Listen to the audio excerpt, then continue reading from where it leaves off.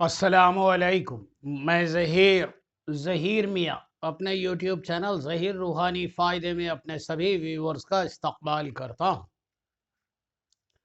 سیف اللہ حضرت خالد بن ولید رضی اللہ تعالی عنہ، دا سورڈ آف اللہ تبارک و تعالی، اس کی اگلی نشست آپ کے سامنے پیش خدمت ہے۔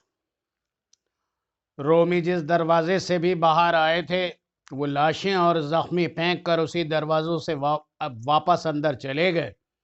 سب سے بڑا حملہ توما نے کیا تھا اور وہ بھی ناکام رہا۔ اگر بات ناکامی تک کی ہوتی تو رومی ایسے حملے پھر بھی کر سکتے تھے، لیکن انہیں جو جانی نقصان اٹھانا پڑا وہ ان کی برداشت سے باہر تھا۔ ان کی نفریں پہلے ہی کچھ زیادہ نہیں تھی اور اب تو وہ آدھی رہ گئی تھی۔ توما کے لیے ایک اور دشواری یہ پیدا ہو گئی تھی کہ جب شہر پناہ کے دروازے بند ہو گئے اور توما شہر میں آ کر رکا تو کئی شہریوں نے اسے گھیر لیا۔ ایک آدمی نے کہا، سالار اعظم، ہم سلطنت روم کے وفادار ہیں، ہم نہیں چاہتے کہ روم کی شہنشاہی کو مزید نقصان پہنچے۔ ہم پہلے بھی عرض کر چکے ہیں کہ مسلمانوں کے ساتھ صلح کی بات کی جائے۔ شہریوں میں جو بے چینی اور بدامنی پھیل چکی ہے اسے آپ نہیں دیکھ رہے۔ ایک اور نے کہا، فوج جو نقصان اٹھا چکی ہے وہ آپ کے سامنے ہے اور آپ خود بھی زخمی ہیں۔ خطرہ یہ ہے کہ شہری جو اب فاقہ کشی تک پہنچ گئے ہیں اپنی فوج کے لیے نقصان کا باعث بن جائیں گے۔ توما جابر سالار تھا، اس کی دلیری اور اس کی عزم کی پختگی میں کوئی شک نہیں تھا، لیکن اس کی حالت یہ ہو گئی تھی کہ جو شہری اس سے بات کرتا وہ شہری کی طرف دیکھنے لگتا تھا۔ یہ وہ توما تھا جو کسی کی بات برداشت نہیں کر سکتا تھا۔ اس کے چہرے پر تاثرات میں شکست صاف نظر آ رہی تھی۔ اس نے اپنی اس آنکھ پر ہاتھ رکھ لیا جس کے اندر تیر کا ایک ٹکڑا موجود تھا اور اوپر سے پٹی بندھی ہوئی تھی۔ صاف پتہ چلتا تھا کہ یہ زخم سے پریشان کر رہا ہے۔ اس نے ہاری ہوئی آواز میں کہا، مجھے سوچنے دو، میں صلح کر لوں گا لیکن ایسی کوئی شرط نہیں مانوں گا جو روم کی شہنشاہی کی تذلیل کا باعث بنے۔ دراصل توما ذہنی طور پر شکست تسلیم کر چکا تھا۔ اس کے سامنے اب ایک یہی مسئلہ رہ گیا تھا کہ کوئی ایسی صورت پیدا ہو کہ مسلمانوں کے ساتھ باعزت سمجھوتا ہو جائے۔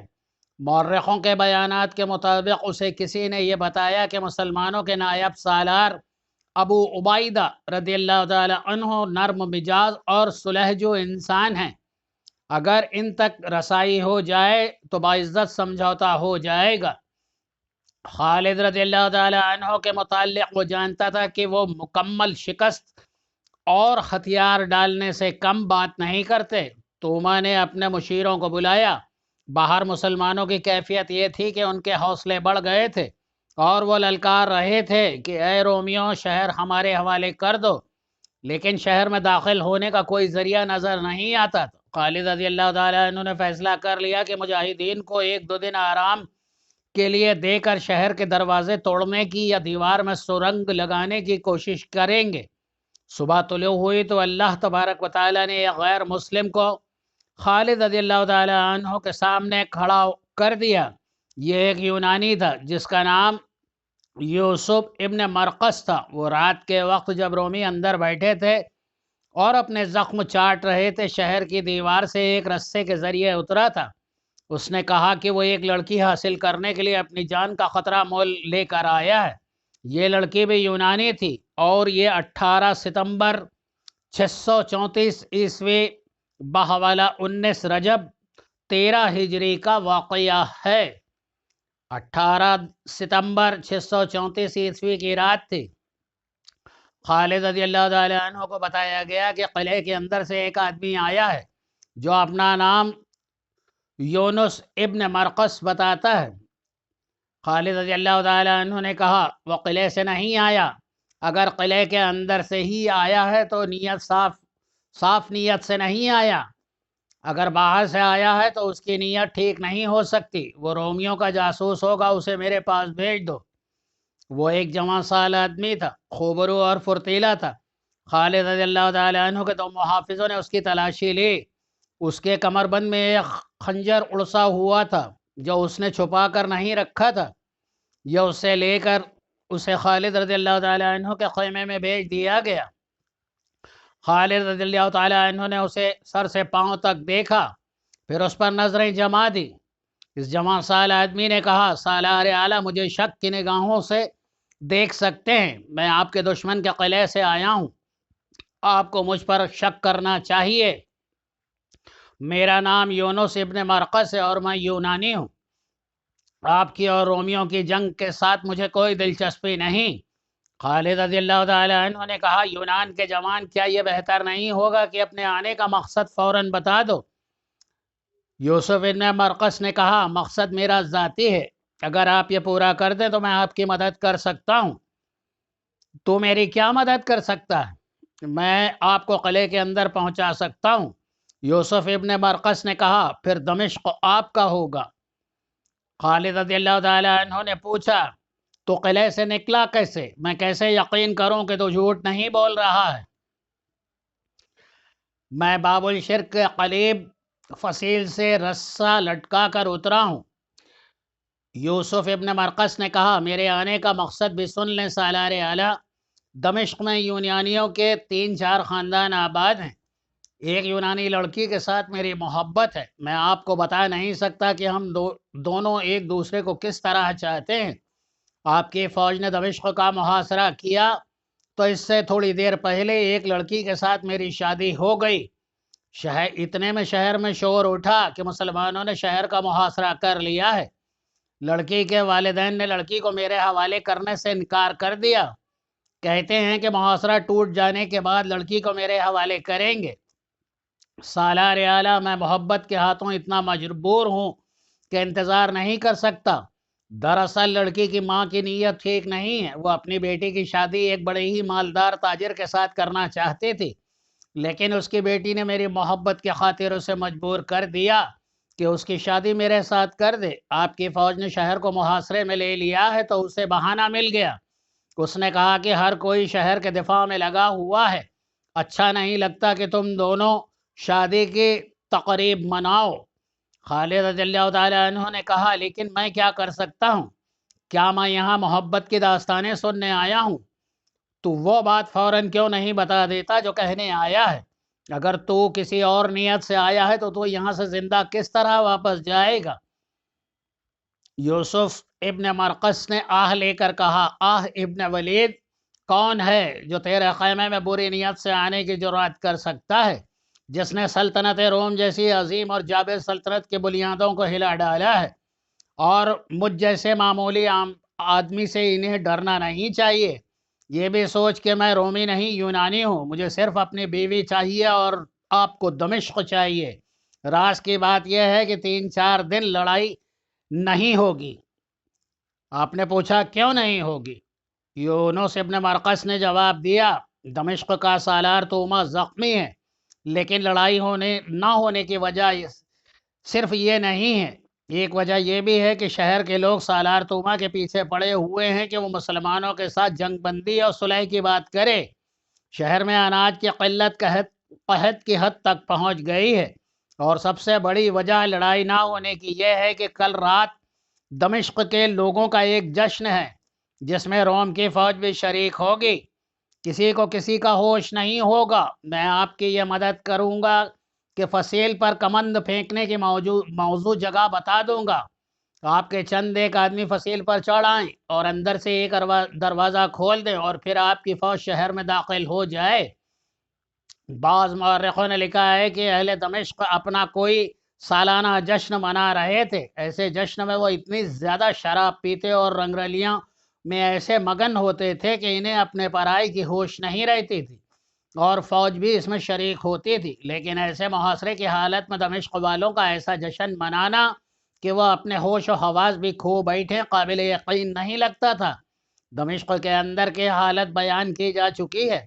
وہاں تو قحط اور خوف و ہراس کی کیفیت تھی۔ روم کی فوج کی بے شمار نفری ماری جا چکی تھی، لاشیں باہر گل سڑ رہی تھیں اور زخمی اندر کراہ رہے تھے۔ اس حالت میں جشن کو تسلیم نہیں کیا جا سکتا تھا۔ ایک یورپی مورخ ہنری اسمتھ نے اس واقعے کو اس طرح بیان کیا ہے کہ وہ حقیقی لگتا ہے۔ اس نے شام سے رومیوں کی پسپائی کے بیان میں لکھا ہے کہ دمشق کہ محاصرے میں رومیوں کی حالت اتنی بری ہو گئی تھی کہ وہ ہتھیار ڈالنے پر آ گئے تھے۔ ان کے مذہبی پیشواؤں نے رومی سالار توما سے کہا تھا کہ ان سے اللہ، ان کا خدا ناراض ہے۔ خدا کو راضی کرنے کے لیے مذہبی قسم کے جشن کا اہتمام کیا گیا تھا۔ دمشق میں دوسرے عقیدے کے لوگ بھی تھے جو اپنے انداز سے مذہبی تقریب منعقد کر رہے تھے۔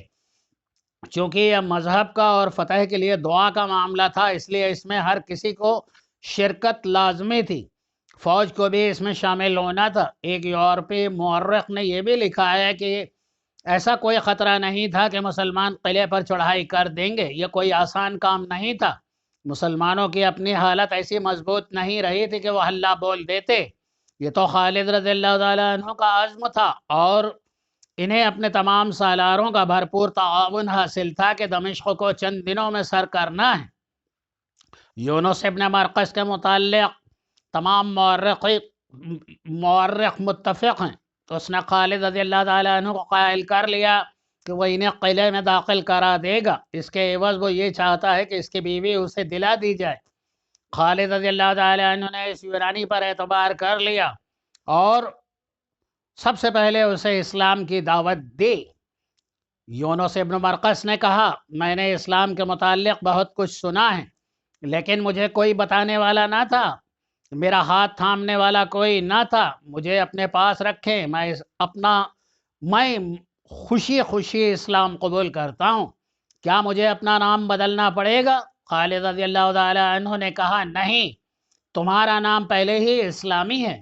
خالد رضی اللہ تعالیٰ عنہ نے اسے مسلمان کیا، کلمہ طیبہ پڑھایا، اس سے پوچھنے لگے کہ کمند کہاں اور کس طرح لگائی جائے اور اندر کی طرف دروازے کا حفاظت کا کیا انتظام ہے۔ ابن مرقس نے انہیں پوری تفصیل سے سب کچھ بتایا۔ یونس ابن مرقس کو اتنا ہی معلوم تھا کہ 2-3 دن لڑائی نہیں ہوگی اور کل رات لوگ ایک تقریب یا جشن منائیں گے۔ اسے یہ معلوم نہیں تھا کہ رومی سالار توما ہمت ہار چکا ہے اور وہ کوئی اور چال چل رہا ہے۔ یہ چال توما اور اس کے مشیروں نے مل کر سوچی تھی۔ جس طرح مسلمانوں کے پاس اسی علاقے کے جاسوس موجود تھے، اسی طرح رومیوں کے پاس ایسے جاسوس موجود تھے جو خالد رضی اللہ تعالیٰ عنہ اور ان کے آس پاس کے تمام سالاروں کے کردار اور عادات کے متعلق پوری طرح واقفیت رکھتے تھے۔ یہ عرب کے عیسائی تھے اور مکہ مدینہ اور انہی علاقوں کے رہنے والے یہودی بھی تھے۔ یہ صرف جاسوس ہی نہیں تھے بلکہ ان میں سے 2-4 توما کے مشیر بھی بنے ہوئے تھے۔ توما نے باہر نکل کر مسلمانوں پر حملے کیے تھے، پورا زور لگا لیا تھا، مگر سوائے جانی نقصان کے اسے کچھ بھی حاصل نہیں ہوا تھا۔ شہریوں نے اسے الگ پریشان کر رکھا تھا۔ شہر میں خوراک ختم تھی اور اس کی اپنی حالت یہ تھی کہ ایک تیر کا اگلا حصہ اس کی آنکھ میں اترا ہوا تھا اور اوپر سے پٹی بندھی ہوئی تھی۔ توما نے اپنے سالاروں اور مشیروں کو بلا کر انہیں اپنی صورتحال بتائی اور کہا، میں پھر بھی شہر کو تباہی اور لوٹ مار سے اور لوگوں کو قتل عام سے بچانا چاہتا ہوں۔ ہم اب لڑ نہیں سکتے، مسلمان آسانی سے اندر نہیں آ سکتے، لیکن اناج اور رسد کا جو حال ہے وہ تم سب جانتے ہو۔ مسلمانوں نے صرف محاصرہ ہی جاری رکھا تو لوگ بھوک سے مرنے لگیں گے۔ ایک مشیر نے کہا، اور وہ بغاوت بھی کر سکتے ہیں۔ توما نے کہا، بغاوت کریں یا نہ کریں، یہ میرا فرض ہے کہ انہیں ہر تکلیف سے بچائے رکھوں۔ مجھے تمہارے مشوروں کی ضرورت ہے۔ کیا ایسی کوئی صورت ہو سکتی ہے کہ ہم شہر خالی کرنا چاہیں تو مسلمان ہمیں اجازت دے دیں اور ہمیں کوئی نقصان نہ اٹھانا پڑے؟ ایک یہودی مشیر نے کہا، خالد ابن ولید بڑا ہی جابر سالار ہے اور وہ ہمیں پرامن طریقے سے نہیں نکلنے دے گا۔ اس کی فوج کا جو نقصان ہو چکا ہے وہ کبھی نہیں بخشے گا۔ ہمیں کہے گا کہ اسلام قبول کرو۔ توما نے کہا، یہ میں کبھی نہیں کروں گا۔ اگر آپ نہیں کریں گے تو وہ آپ سے اتنا تاوان مانگے گا جو آپ اپنے خزانے کے علاوہ اور لوگوں کے گھروں سے اکٹھا کریں تو بھی مشکل سے پورا ہوگا۔ یہودی مشیر نے کہا۔ توما گہری سوچ میں پڑ گیا۔ اس نے پوچھا، ان میں کوئی سالار ایسا ہے جو نرم مزاج ہو؟ ایک یہودی نے جواب دیا، ابو عبیدہ رضی اللہ تعالی عنہ بڑا ہی قابل، بڑا ہی دلیر اور رحم دل ہے۔ اور فوج میں ان کی حیثیت کیا ہے؟ یہ دوسرے یہودی نے کہا ابن ولید کے بعد حیثیت ابو عبیدہ رضی اللہ تعالی عنہ کی ہے، ان کے خلافت میں جو قدر و منزلت ابو عبیدہ رضی اللہ تعالی عنہ کی ہے وہ ابن ولید کی نہیں بلکہ ابن ولید کا درجہ اس کے بعد ہے۔ تمام مسلمان خود خلیفہ اور ابن ولید ابو عبیدہ کا احترام کرتے ہیں۔ یہاں سے تو توما کے دماغ میں ایک فریب کاری آ گئی۔ یہودی اور عیسائی عرب مشیروں اور دانشوروں نے اس کی رہنمائی اور مدد کی، اور ایک منصوبہ تیار ہو گیا جو اس طرح تھا کہ توما ابو عبیدہ کے آگے اس شرط پر ہتھیار ڈالے گا کہ اس کی فوج اور شہر کے ہر اس باشندے کو جو شہر چھوڑ کر جانا چاہے اس کے مال و اسباب اور بچوں سمیت نکل جانے دیا جائے، شہر میں لوٹ مار نہ ہو۔ توما نے یہ بھی فیصلہ کر لیا تھا کہ وہ جزیہ ادا کرے گا۔ یہ بھی طے پایا کہ خالد رضی اللہ تعالیٰ عنہ کو قبل از وقت پتہ نہ چلے۔ یہ منصوبہ اس بنیاد پر بنایا گیا تھا کہ ابو عبیدہ شہر کے اس دروازے یعنی باب جابیہ کے سامنے اپنے دستوں کے ساتھ، جو دروازہ باب الشرق کے بمقابل تھا، دونوں دروازوں کے درمیان پورا شہر حائل تھا اور فاصلہ 1 میل سے کچھ زیادہ تھا، توما آسانی سے اپنے ایلچی ابو عبیدہ کے پاس بھیج سکتا تھا۔ توما نے یہ کانفرنس اس رات کے 2-3 راتیں پہلے منعقد کی تھی، جس رات یونس ابن مرقس خالد رضی اللہ تعالیٰ عنہ کے پاس آیا تھا۔ اگلی رات کا واقعہ ہے۔ خالد رضی اللہ تعالیٰ عنہ قعقاع اور ایک بڑے بہادر مجاہد مذعور ابن عیدی شہر پناہ کے دروازے باب الشرق سے کچھ دور کھڑے تھے۔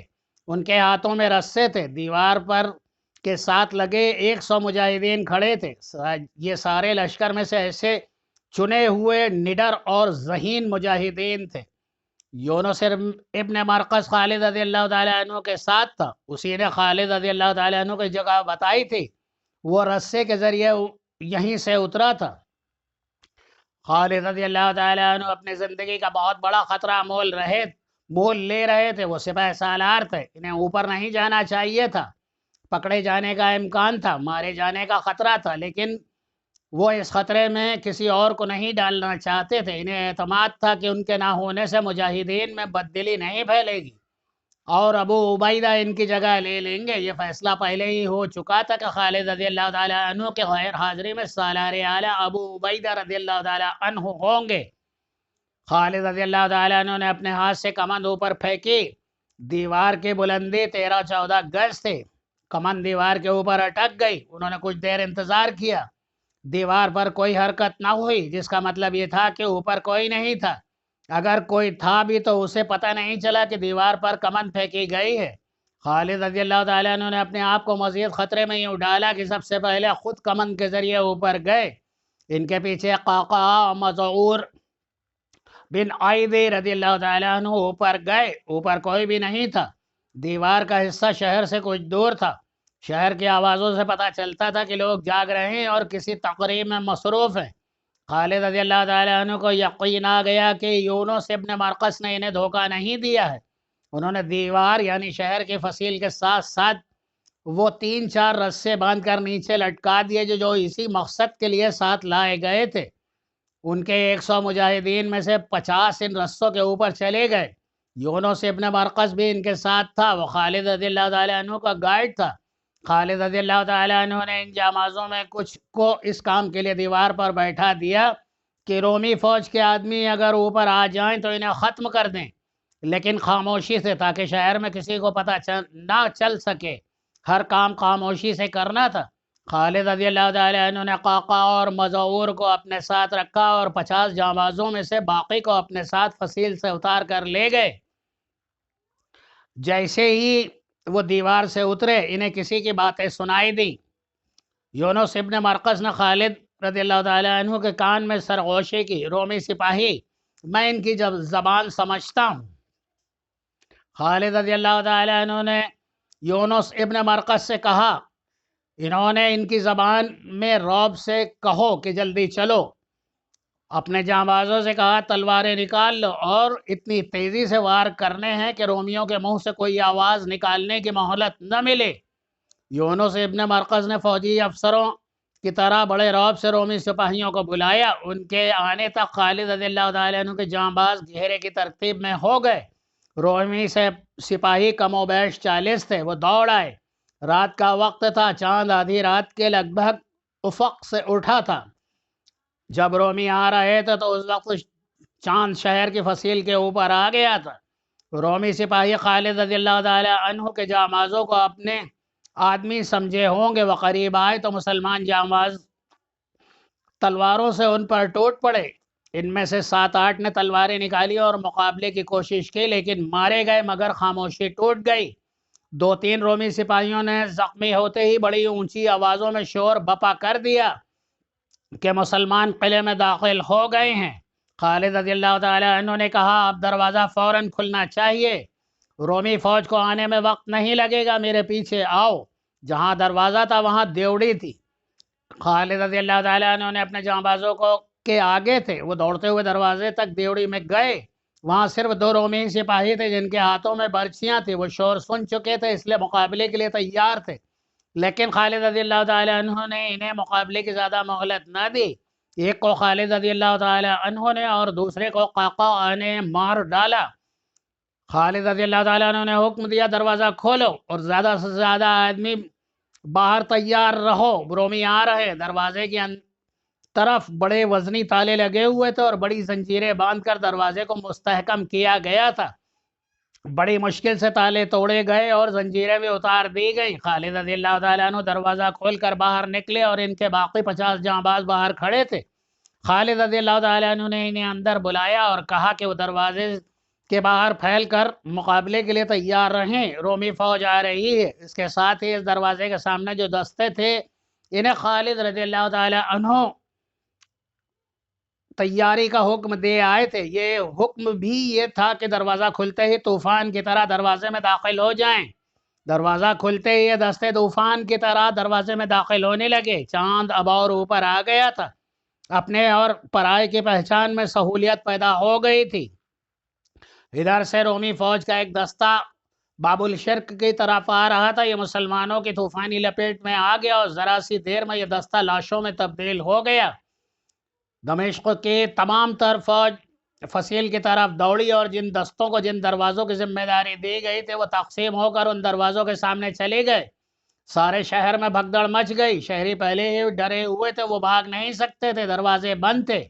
وہ اپنی قیمتی چیزیں ادھر ادھر چھپا رہے تھے۔ عورتوں کا یہ عالم تھا کہ چیختی چلاتی تھی۔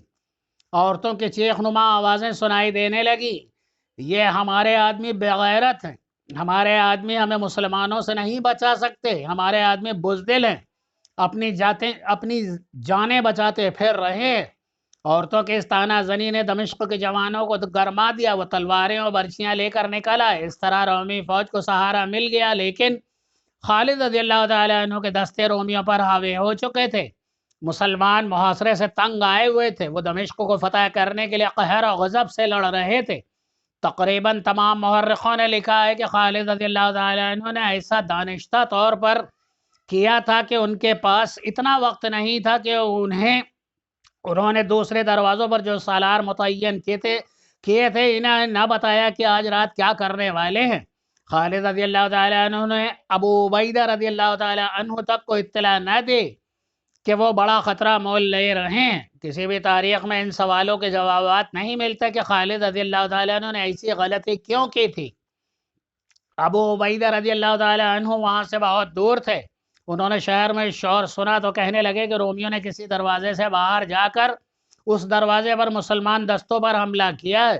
رومی ایسے حملے پہلے بھی کر چکے تھے۔ دوسرے دروازوں والے مسلمان سالار بھی غلط فہمی میں رہے۔ خالد رضی اللہ تعالیٰ عنہ شہر کے اندر اتنے الجھے ہوئے تھے کہ دوسرے سالاروں کو اندر نہ بلا سکے۔ انہوں نے شاید یہ بھی سوچا ہوگا کہ دوسرے سالار شہر کے دروازے اپنے دستوں کو تیار رکھیں تاکہ رومی فوج کسی دروازے سے بھاگ نہ سکے۔ یہ بھی ذہن میں رکھیں کہ مسلمان دستے شہر کی فصیل اور دروازوں کے قریب نہیں تھے، وہ فصیل سے کم از کم 1 میل دور تھے۔ قریب ہو کر وہ تیروں کی زد میں آتے تھے۔ اتنی دور سے وہ شہر کے اندر کا شور اچھی طرح سے نہیں سن سکتے تھے۔ توما کو جب اطلاع ملی کہ مسلمان شہر میں داخل ہو گئے ہیں تو اس نے اپنے مشیروں کو بلایا۔ توما نے پوچھا کون کون سے دروازے سے مسلمان اندر آئے ہیں؟ اسے کسی نے جواب دیا صرف ایک دروازے سے، شرقی دروازے سے، باقی سب دروازے بند ہیں۔ توما نے پوچھا کیا مسلمانوں کی باقی فوج بھی قریب آ گئی ہے؟ کیا کسی نے فصیل پر جا کر دیکھا؟ اسے جواب ملا دیکھا ہے، ان کے باقی دستے جہاں پہلے تھے وہیں ہیں۔ باب زاویہ کو دیکھا ہے؟ ابو عبیدہ رضی اللہ تعالیٰ عنہ کے دستے بھی آگے نہیں آئے۔ اسے بتایا گیا نہیں، وہ دستے بھی آگے نہیں آئے، یہ صرف ان کے سپہ سالار خالد ابن ولید رضی اللہ تعالیٰ عنہ کے دستے ہیں۔ توما کے مشیر و سالار آ گئے۔ توما نے کہا ہم شہر کو نہیں بچا سکیں گے، مجھے ابھی تک کسی نے نہیں بتایا کہ مسلمانوں نے دروازہ کس طرح کھول لیا ہے، انہیں اندر سے کوئی مدد نہیں مل سکتی تھی۔ کیا فائدہ یہ سوچنے کا کہ مسلمان شہر میں کس طرح داخل ہو گئے؟ ایک مشیر نے کہا وہ اندر آ گئے ہیں، اب یہ سوچنا ہے کہ کیا کیا جائے، اسی منصوبے پر عمل کیا جائے جو ہم نے پہلے سوچا تھا۔ ایک اور مشیر نے کہا ابو عبیدہ رضی اللہ تعالیٰ عنہ کو صلح کا پیغام بھیجیں۔ اس مسئلے پر کچھ تبادلہ خیال ہوتا رہا، آخر کار طے پایا گیا کہ ابو عبیدہ رضی اللہ تعالیٰ عنہ کی طرف ایک ایلچی بھیجا جائے، اور میں نے جو دستے محفوظ رکھے ہوئے ہیں انہیں ادھر بھیج دیا جائے جدھر مسلمان اندر آ گئے ہیں۔ تو میں نے حکم دیا انہیں میرا پیغام دیا جائے کہ دمشق شہر کی ہی نہیں بلکہ سلطنت روم کی آبرو اور آن ان کے ہاتھوں میں ہے، وہ جانیں قربان کر دیں اور مسلمانوں کے سالار ابن ولید کو زندہ یا مردہ میرے پاس لے آئیں۔ ہنری اسمتھ، ابو سعید واقدی اور تبری نے لکھا ہے کہ توما ذہنی طور پر ہتھیار ڈال چکا تھا، وہ اپنے محفوظات کے دستوں کو اسی لیے شہر کی لڑائی میں جھونک رہا تھا کہ خالد رضی اللہ تعالیٰ عنہ کو اپنے فریب کارانہ منصوبوں کی کامیابی تک روکا جا سکے۔ اس کے یہودی اور عیسائی مشیر معمولی دماغ کے آدمی نہیں تھے۔ رات گزرتی جا رہی تھی، شہر کے اندر کی لڑائی بڑھتی جا رہی تھی، اب گلیوں میں لڑائی ہو رہی تھی۔ پلہ خالد رضی اللہ تعالیٰ عنہ کے دستوں کا بھاری تھا۔ رومیوں کے محفوظہ کے دستوں نے خالد رضی اللہ تعالیٰ عنہ کے لیے مشکل پیدا کر دی، لیکن خالد رضی اللہ تعالیٰ عنہ ہمت ہارنے والوں میں سے نہیں تھے، ان کے آگے بڑھنے کی رفتار کم ہو گئی تھی۔ ادھر ابو عبیدہ رضی اللہ تعالیٰ عنہ فجر کی نماز پڑھ چکے تو انہیں بتایا گیا کہ رومی سپہ سالار 2 ایلچی کے ساتھ آیا ہے۔ ابو عبیدہ رضی اللہ تعالیٰ عنہ نے انہیں بلا لیا۔ ابو عبیدہ رضی اللہ تعالیٰ عنہ نے ایلچیوں سے کہا کیا تمہارے سالار کے ابھی ہوش ٹھکانے نہیں آئے؟ کہو تم کیوں آئے ہو؟ ایک ایلچی نے کہا سپہ سالار توما کا پیغام لائے ہیں۔ ابو عبیدہ رضی اللہ تعالیٰ عنہ نے کہا جب تک ہتھیار نہیں ڈالو گے میں صلح کے لیے تیار نہیں ہو سکتا۔ دوسرے ایلچی نے کہا اے عرب کے رحم دل سالار، ہم لڑائی اور خونریزی ختم کرنے کے لیے آئے ہیں۔ سپہ سالار توما نے ہمیں پیغام دیا ہے کہ وہ ہتھیار ڈالنے پر رضامند ہے، ہم صرف یہ چاہتے ہیں کہ ہمیں شہر سے نکل جانے دیا جائے، شہر میں لوٹ مار نہ ہو، کسی کو قتل نہ کیا جائے، ہر شہری اور فوجی اپنے ساتھ جو مال و متاع اور اموال لے جا سکتا ہے اسے لے جانے کی اجازت دی جائے۔ ابو عبیدہ رضی اللہ تعالیٰ عنہ نے کہا ہم ناحق خون بہانے نہیں آئے ہیں رومیوں، اللہ کی قسم میں اپنے ان ساتھیوں کا خون تمہیں معاف نہیں کر سکتا جو تم نے بہایا ہے۔ شہنشاہ ہرکل کے داماد سپہ سالار توما نے کہا ہے کہ ہم تاوان ادا کریں گے۔ ایک ایلچی نے کہا آپ اسے شاید جزیہ کہتے ہیں یا جو بھی کچھ کہتے ہوں۔ ابو عبیدہ رضی اللہ تعالیٰ عنہ نے کہا ہمارا شہنشاہ اللہ تبارک و تعالی ہے، تم نے ہرکل کو اس طرح شہنشاہ کہا ہے جیسے وہ ہمارا بھی شہنشاہ ہو اور وہ ہمیں خیرات دے رہا ہو۔ ایلچی نے کہا ہرکل ہتھیار ڈال دے گا تو بھی ہم اسے شہنشاہ ہی کہیں گے، ہم اس کے نوکر ہیں، اس کا حکم بجائے لاتے ہیں، کیا آپ ہم پر اور دمشق کی عورتوں اور بچوں پر رحم نہیں کریں گے؟ دوسرے ایلچی نے کہا اے سالار مدینہ، دمشق کے شہری تو لڑنا ہی نہیں چاہتے تھے، وہ تو بہت پہلے سے سپہ سالار توما کو کہہ رہے تھے کہ مدینے والوں کے سامنے صلح پیش کرو، اگر اسلام کے متعلق ہم نے جو سنا ہے وہ درست ہے تو آپ کو زیادہ نہیں سوچنا چاہیے۔ اللہ کی قسم، ابو عبیدہ رضی اللہ تعالیٰ عنہ نے کہا تم میرے سپہ سالار خالد بن ولید رضی اللہ تعالیٰ عنہ کے پاس جاتے تو وہ بھی وہی کرتا جو میں کہوں گا، ہمارے آگے جو جھک جاتا ہے ہم سے صلح کی بھیک مانگتا ہے ہم اسے بخش دیتے ہیں کہ اسلام کا یہی حکم ہے، اگر کوئی آخر دم تک لڑے تو ہم بزور شمشیر اس سے ہتھیار ڈلوائیں گے، پھر ہم اسے رحم کے قابل نہیں سمجھتے۔ اس وقت خالد رضی اللہ تعالیٰ عنہ شہر کے مشرقی حصے میں لڑ رہے تھے۔ وہ رومیوں فوجیوں کا اور ان شہری جوانوں کا، اور جو فوج کے دوش بدوش لڑ رہے تھے، صفایا کرتے چلے جا رہے تھے۔ رومیوں کی فوج دوسرے دروازے کے آگے بھی چلی گئی تھی۔ اس طرح یہ فوج تقسیم ہو کر کمزور ہو گئی تھی۔ اس سے خالد رضی اللہ تعالیٰ عنہ نے بہت فائدہ اٹھایا۔ ادھر باب جاویہ کھل گیا اور ابو عبیدہ رضی اللہ تعالیٰ عنہ اپنے دستوں کے ساتھ طوما کے ایلچیوں کی رہنمائی میں شہر میں داخل ہوئے۔ طوما نے 3 اور دروازے کھول کر اعلان کر دیا کہ صلح ہو گئی ہے، رومی دمشق سے جا رہے ہیں، معاہدہ ہو گیا ہے کہ لوٹ مار نہیں ہوگی، مسلمان کسی شہری کو قتل نہیں کریں گے اور کسی عورت کو مسلمان اپنے قبضے میں نہیں لیں گے۔ انشاءاللہ تعالی اس کا اگلا حصہ آپ کی خدمت میں انشاءاللہ آگے پیش کروں گا۔ تب تک کے لیے اللہ سبحانہ و تعالی آپ کا ہم سب کا حامی و ناصر، دعاؤں کے ساتھ اللہ حافظ۔